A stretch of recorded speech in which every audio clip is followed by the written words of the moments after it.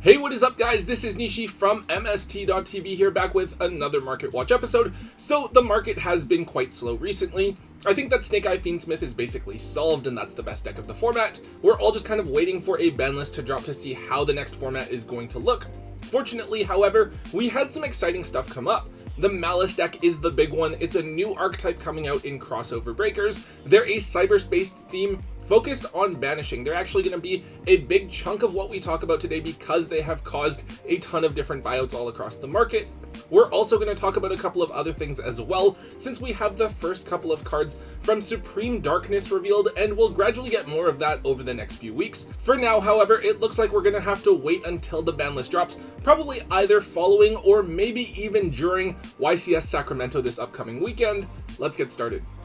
Kicking things off, we're taking a look at Firewall Dragon Dark Fluid Neo Tempest Terahertz. So this is a card that's actually seen meta play before. I believe it was in MathMech. This is a Link 5 monster that requires 3 or more Cyber monsters to make, and it has a couple of different effects. It negates monster effects your opponent activates in the battle phase, so theoretically already useful against Tenpai dragons. And then you can send Cyber monsters from your deck or extra deck to the graveyard to change this card's attribute and give it a stat boost. Not hugely useful at first glance, but there's actually a couple of solid cards that you can send from the extra deck that will grant you interactions on your opponent's turn. So the Malice deck is a cyberspace strategy that will be coming in Crossover Breakers that's able to get a couple of monsters onto the field really easily. So one of the first things that players have jumped to thinking is that it'll be sort of like MathMech, right? Where you can use all of your different Cyber's extra deck options to link climb extremely easily. As a result, this would be a part of your end board. Of course, it's still early, we don't know what a good Malice deck is really going to look like, but this has been one of the go-to theories early on. Firewall Dragon Terahertz was only ever printed in Maze of Memories, the first one that came out back in 2023, not Maze of Millennia. Now both printings of the card have jumped up, with the Ultras going from $2 before to now basically being $8 a piece, and then with the CRs, they went from being $8 before to now being much higher. The cheapest ones on TCG Player right now are $45 to $50, though for the most part when we look at the sold listings, it hasn't really moved for much more than around $30, so anywhere in that range. We saw Transaction Rollback confirmed to be in the 2024 tins, so we know that Maze of Millennia cards could be in there. That certainly means that we could see Maze of Memories cards reprinted there as well. With Excel Synchro Stardust Dragon getting a QCR printing in the tins, I'd say that Terahertz is a card to hold on to just one copy of if you're interested in playing the deck, but definitely look to offload the rest of your copies while it's so hyped up, just in case it does get reprinted. Another Link monster here, this one's pretty important to the whole idea of Link climbing as well, it's Splash Mage. So this card was used by MathMech, but also decks like Salamangreat as well, because you could go into Transcode Talker and update Jammer, and then Access Code Talker and just OTK your opponent out of nowhere. Splash Mage is a really simple but important step in the combo, where it's a Cyberse Link 2 monster that requires 2 Cyberse monsters as material, but it lets you special summon any Cyberse monster out of your graveyard with its effect negated, but then you're locked into Cyberse monsters for the rest of the turn. In the current format, we see how important cards like the Charmer Link monsters are for their ability to get a monster for free out of the graveyard so that you can climb into a higher Link monster, and Splash Mage is basically just that for Cyberse decks, but it's less dependent on your opponent.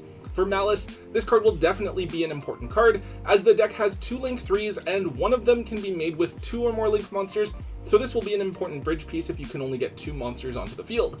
This card has 2 different printings. It has a common one that's really cheap, and then it has an Ultra from Ghost from the Past. This card was actually basically just a bulk Ultra Rare before, worth literally only like 25 cents, but the card has seen some serious movement over the last few days. This bulk card is now a solid $3 to $5 each on TCG Player. It seems kind of strange, especially since I remember just seeing this card in foil bulk everywhere. If you can, dig this card up and see if you can get some value out of them, just in case they do get a reprint and holo upgrade to Collector's Rare once Crossover Breakers comes out at the end of the year.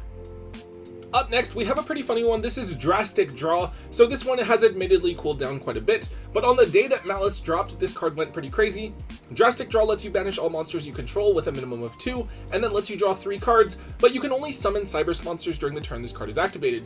Now in theory, this card looks really cool, right? The Malice monsters, the main deck ones at least, they special summon themselves back for free when they're banished, so if you were to summon them out in other ways, you could just banish them, draw 3 cards, and then summon them all back. In practice, however, Drastic Draw just seems like more of a win more card that's way too difficult to actually resolve.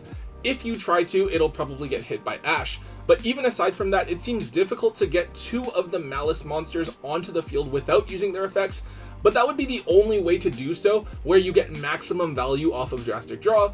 So yeah, this card was a really cheap card before, almost negligible. We saw both versions of this card spike over the weekend, but they have cooled off quite quickly.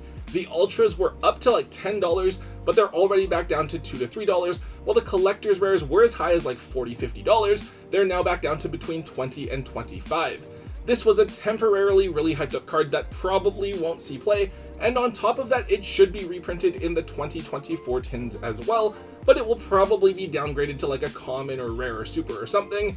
This is just something to be aware of so that you can throw this into your trade binder.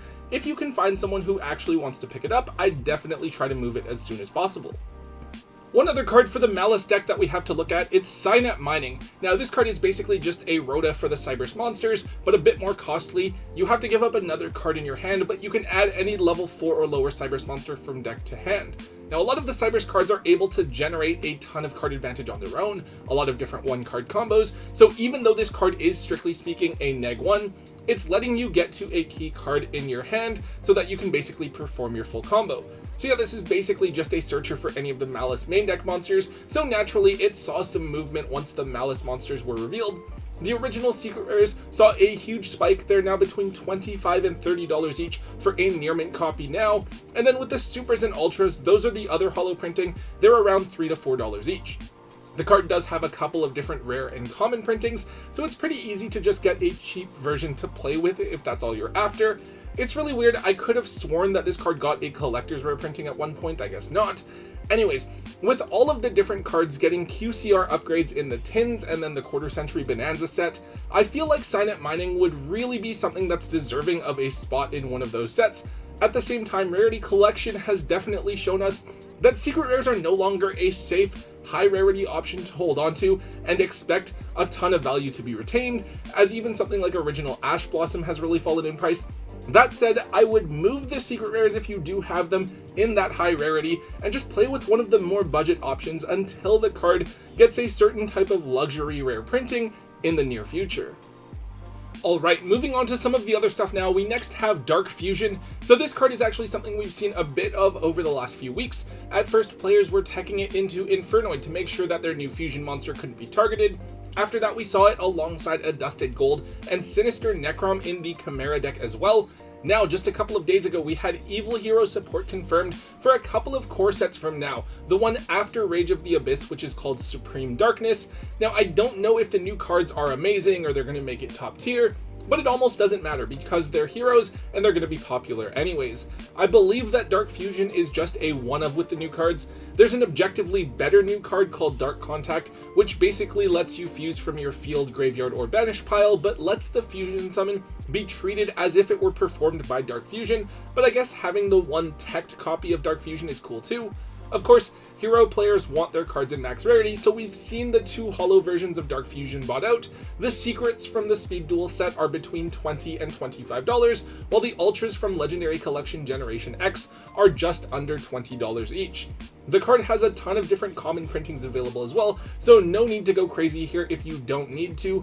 If you aren't a dedicated hero player, you may want to consider moving your holo copies of this card while there is a ton of hype surrounding it.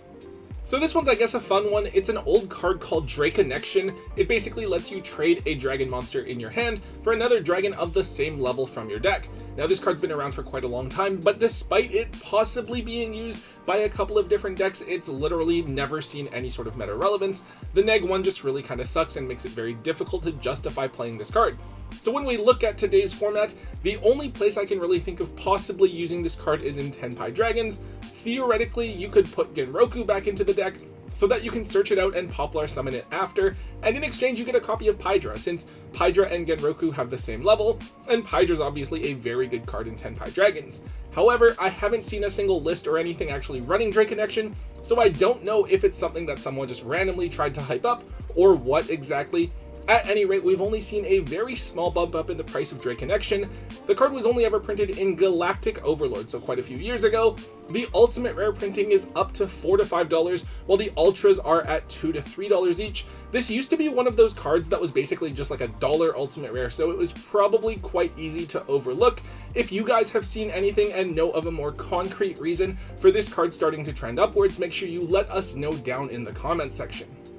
And finally, we have our last card, which is Blaze, Supreme Ruler of all Dragons. So this card actually looks so cool. I really love the way that this card looks as a quarter century secret rare. Maybe I'm a little bit biased because I happen to pull 2 of them. Anyways, this is another card where I actually don't know why this card is currently trending. It's a generic rank 7 Xyz monster where you can detach a material from it to non-targeting destroy 2 cards, one from your own hand or field, and then one that your opponent controls. It does also let you banish 2 fire and or dragon monsters from your hand or graveyard to special summon this card back from the graveyard, but it gets returned to the extra deck when it leaves the field. So looking at the game right now, there's not really any decks that are making rank 7s. I thought maybe this could see play in Mermail when that becomes good, but that doesn't really make too much sense. I did see a couple of Kashtira decks that did top some OTS events over the past weekend, nothing too crazy there either. The one thing I'm thinking here is that it might have to do with potentially getting the rest of the Dragon Rulers unbanned on the next list, and maybe this is a cool form of spot removal for some sort of Dragon Link strategy if they do decide to try to splash all of the Dragon Rulers in there. Anyways, the quarter century version is the one that saw a pretty significant spike. It was around a $20 to $30 card before. It's now up to $55 lowest on TCG Player, so basically doubling in price.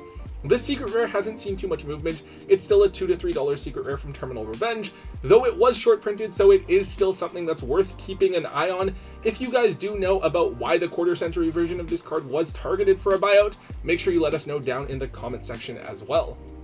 Alright guys, that is all we have for today's episode. I'm definitely looking forward to that ban list coming out because the market definitely hasn't been as interesting recently, so I'm definitely looking forward to the ban list to shake things up.